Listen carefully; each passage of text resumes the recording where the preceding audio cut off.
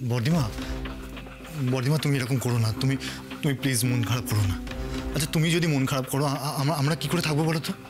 আমি বুঝতে পারছি মিছরি সবার সামনে কথাটা বলে খুব অন্যায় করেছে, ও তো তোমার কাছ থেকে ক্ষমা চেয়েছে। বলো বর্দিমা, বর্দিমা আমি যদি আমার অজান্তে কোনো ভুল করে থাকি তুমি আমাকে ক্ষমা করবে না? এই বাড়িতে যেদিন থেকে এসেছি তোমার আদর তোমার ভরসাই তো পেয়েছি। আর যদি তুমি আমাকে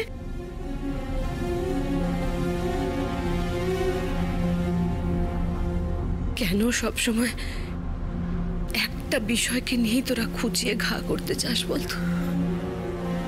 কেন মিছরি? সবার জীবনের গতিপথ এক হয় না, এটা তোদের বুঝতে হবে। প্রত্যেকের কাছে বেঁচে থাকার মানেটা আলাদা আলাদা। কারোর জীবনের একটা দিক যদি অন্ধকার থাকে তার মানে কি তার জীবনটা পুরোপুরি শেষ হয়ে গেল? কেন এটা বারবার তোরা চোখে আঙুল দিয়ে আমাকে দেখাতে চাস বলতো?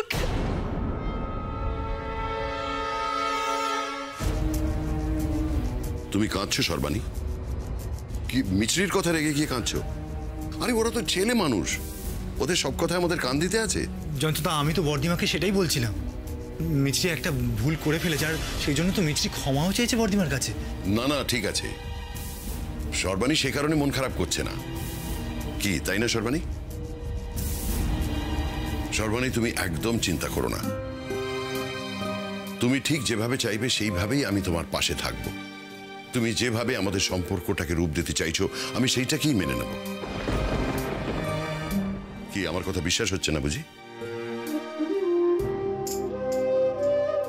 কিন্তু কোনোদিন যদি তোমার মনে হয় জয়ন্ত যে আমি তোমাকে বঞ্চিত করলাম, সেদিন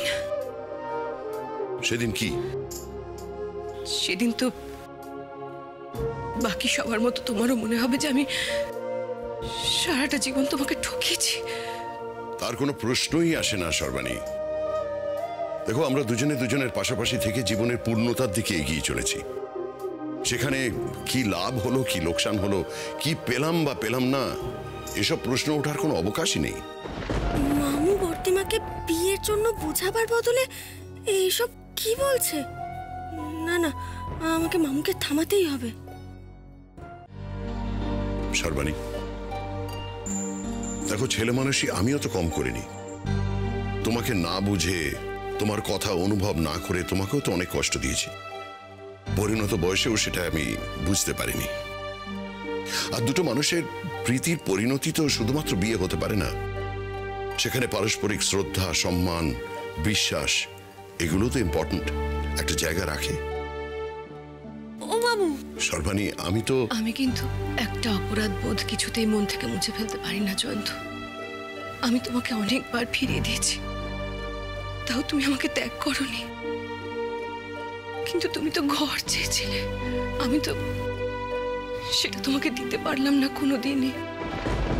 তাই এই গ্লানি, এই অপরাধ বোধ আমার চিরসঙ্গী হয়ে থাকবে। না সর্বাণী, এসব মন থেকে মুছে দাও। দেখো, কি পেলাম আর কি পেলাম না এসব হিসেব করে তো আর জীবন চলে না।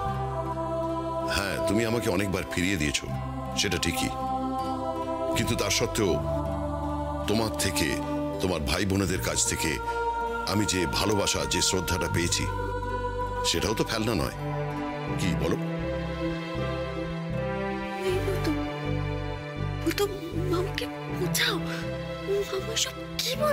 দেখো, মিছরি আর মাসিমণি ছাড়া আমার তো নিজের বলতে আর কেউ নেই।